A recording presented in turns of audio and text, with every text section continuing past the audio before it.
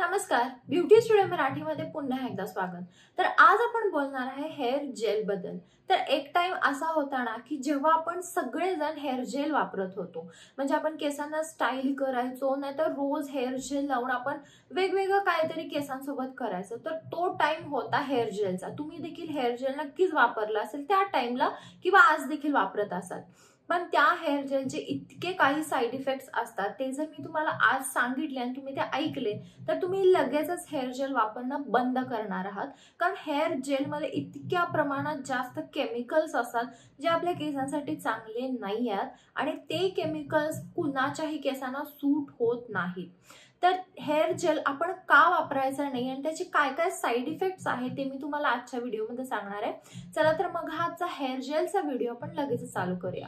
Hair gel मध्ये जे काही केमिकल असतात ते केमिकल ना आपल्या स्कॅल्पवर जमा होतात, म्हणजे त्यांचा बिल्डअप होतो आणि त्याने आपल्याला खूप जास्त प्रमाणात कोंडा होतो, मग केस गळती चालू होती, केस तुटायला चालू होतात। तर त्या केमिकलमुळे आपल्या केसांना सगळे प्रॉब्लेम ऍट अ टाइम चालू होतात। केसांची मुळे वीक होतात, केसांना स्प्लिट एंड्स यायला चालू होतात।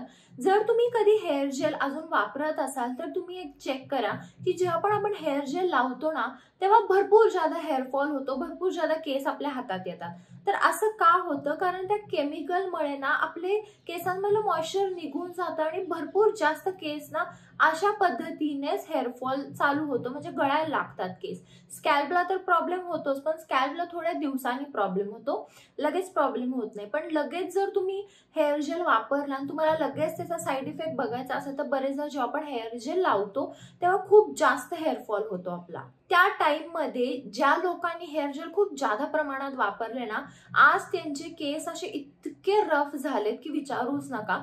ज्यांनी थांबले, ज्यांनी वापरले नाहीयेत त्यांचे केस नॉर्मल आहेत, पण ज्यांनी खूप जास्त प्रमाणात वापरले त्यांचे केस ऑलरेडी डॅमेज झालेले आहेत। आणि जर तुम्ही आज देखील हेअर जेल वापरत असाल तर आजच्या आज हेअर जेल वापरणं बंद करा। तुम्ही केसांसाठी सिरम वापरू शकता, कोणतंही नॅचरल तेल वापरू शकता। जर तुम्हाला काही स्टायलिंग करायची आहे तर तुम्ही स्टायलिंग स्प्रे वापरा एक वेळ, पण हेअर जेल कधीही वापरू नका। जर तुम्हाला केसांना तुमच्या जेल वापरायचंच आहे तर तुम्ही ॲलोवेराचं जेल वापरू शकता।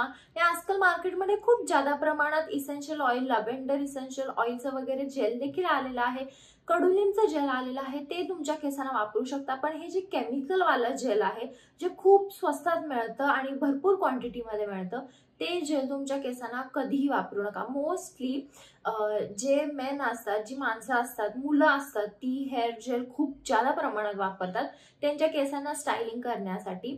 तर तुम्ही देखील हे हेअर जेल वापरू नका।